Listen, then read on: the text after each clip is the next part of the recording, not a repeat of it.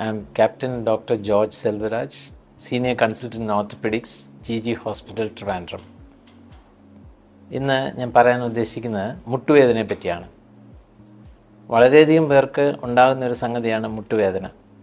ഞങ്ങളുടെ ഓർത്തോ ഒപിയിലാണെങ്കിൽ ധാരാളം പേര് മുട്ടുവേദനയാണെന്ന് പറഞ്ഞ് വരാറുണ്ട്. പ്രായമായവർക്കുണ്ടാകുന്ന മുട്ടുവേദനയെ പറ്റി ചില സംഗതികൾ നമ്മൾ മനസ്സിലാക്കേണ്ടതുണ്ട്. ആദ്യം മുട്ടിൻ്റെ ഘടന എങ്ങനെയാണെന്ന് നോക്കാം. എല്ലുകൾ കൂടാതെ എല്ലുകളുടെ ഇടയിൽ കാർട്ടിലേജ് ഉണ്ട്. കാർട്ടിലേജ് ഒരു ആവരണമായിട്ട് എല്ലിൻ്റെ പുറത്തുണ്ട്. അതുകൊണ്ട് ഒരിക്കലും ജോയിൻറ്റിലെ എല്ലും തമ്മിൽ കൂട്ടിമുട്ടില്ല. ദൈവം നമ്മുടെ ശരീരത്തിൽ വെച്ചിരിക്കുന്ന സ്ഥിതി അങ്ങനെയാണ്. ഒരു വിരലിൻ്റെ പോലും എല്ലും തമ്മിൽ കൂട്ടിമുട്ടുന്നില്ല. അതിൻ്റെ മീതെ ഒരു കാർട്ടിലേജ് ഉണ്ട്, താഴത്തെ എല്ലിൻ്റെ മീതെ ഒരു കാർട്ടിലേജ് ഉണ്ട്. അതുകൊണ്ട് കാർട്ടിലേജും തമ്മിലാണ് ഉരയുന്നത്. അത് ഉരയാകുമ്പോൾ ഒരു ഫ്രിക്ഷൻ വരാതിരിക്കാൻ വേണ്ടി അതിനകത്തൊരു ഫ്ലൂയിഡുണ്ട്, സൈനോവിയൽ ഫ്ലൂയിഡുണ്ട്. അതുകൊണ്ട് മുട്ടിനകത്ത് സാധാരണഗതിയിൽ കാർട്ടിലേജും തമ്മിൽ മാത്രമേ കോണ്ടാക്റ്റ് ഉള്ളൂ. പ്രായമാവുമ്പോൾ അല്ലെങ്കിൽ ചില ഡിസീസ് കണ്ടീഷൻസിൽ ഈ കാർട്ടിലേജ് കേടുവരുന്നത് കൊണ്ട് അസ്ഥി പുറത്ത് കാണുകയും ബോണും തമ്മിൽ അസ്ഥിയും തമ്മിൽ ഉരസുകയും ചെയ്യുന്നു. ഇത് ഓസ്റ്റിയോ ആർത്രൈറ്റിസ് എന്ന് പറഞ്ഞ കണ്ടീഷൻ ഉണ്ടാക്കും. അത് പല സ്റ്റേജസ് ആയിട്ടുണ്ട്. ചെറുതായിട്ട് തുടങ്ങി കൂടിക്കൂടി വരും. ഒരു 10-60 വയസ്സാവുന്ന ഒരാൾക്ക് കാർട്ടിലേജിൻ്റെ ഹെൽത്ത് തീരെ കുറവാണ്. അതുകൊണ്ട് എന്താണ് ഉണ്ടാകുന്നത്? കാർട്ടിലേജ് തേഞ്ഞു പോയിരിക്കുന്നതുകൊണ്ട് അവരുടെ എല്ല് എക്സ്പോസ്ഡ് ആവും. അപ്പോൾ ബോണും തമ്മിൽ ഉരയാനിടയാവും.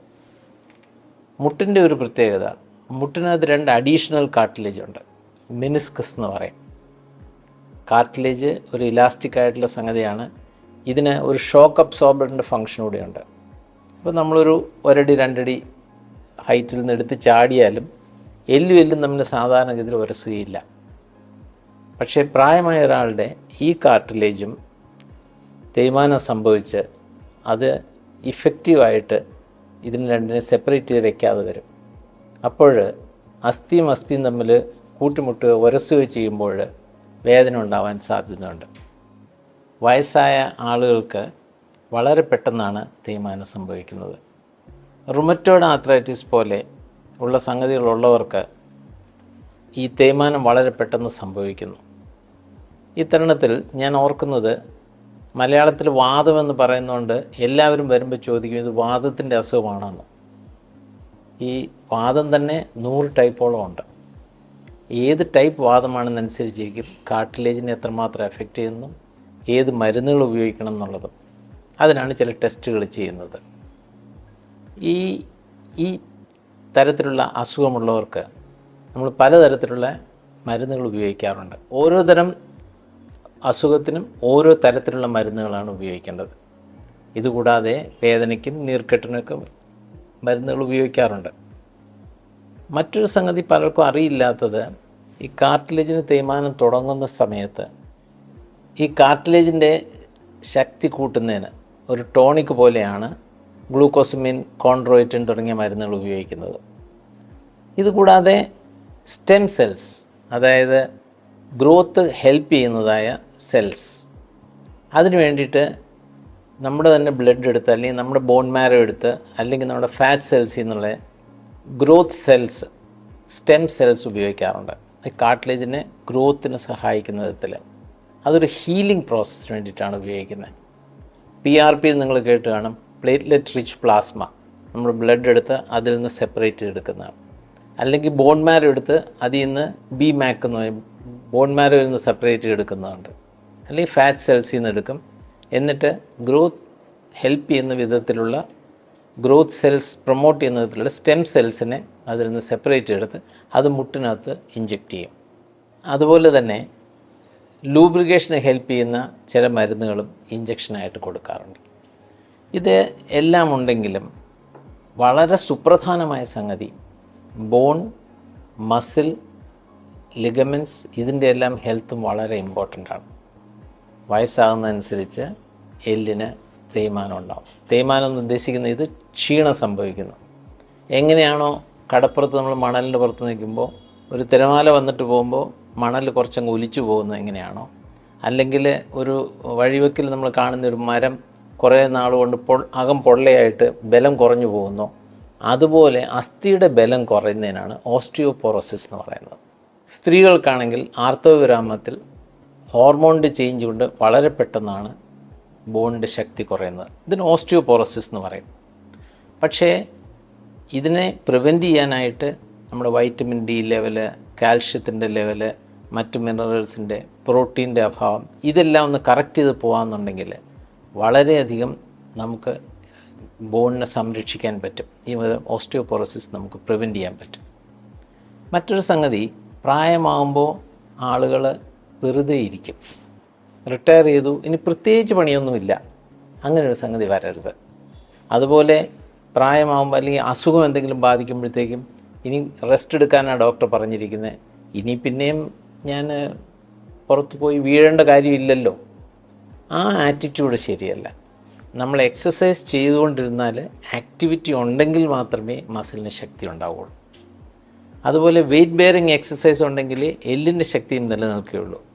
എക്സസൈസ് വളരെ പ്രധാനപ്പെട്ട ഒരു ഘടകമാണ്. മുട്ടിൻ്റെ തേയ്മാനം കുറയ്ക്കാനും എക്സസൈസ് വളരെ ഇമ്പോർട്ടൻ്റ് ആണ്. പക്ഷേ ഓവർ യൂസ് കൊള്ളത്തില്ല.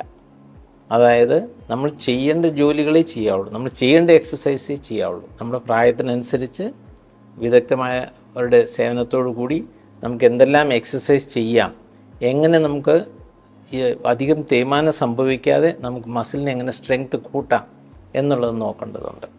ഇതുകൊണ്ടൊന്നും ഭേദമാകാത്ത ആളുകൾക്ക് വേണ്ടി വരുന്നതാണ് ശസ്ത്രക്രിയകൾ. ശസ്ത്രക്രിയകൾ പല വിധത്തിലുള്ളതുണ്ട്.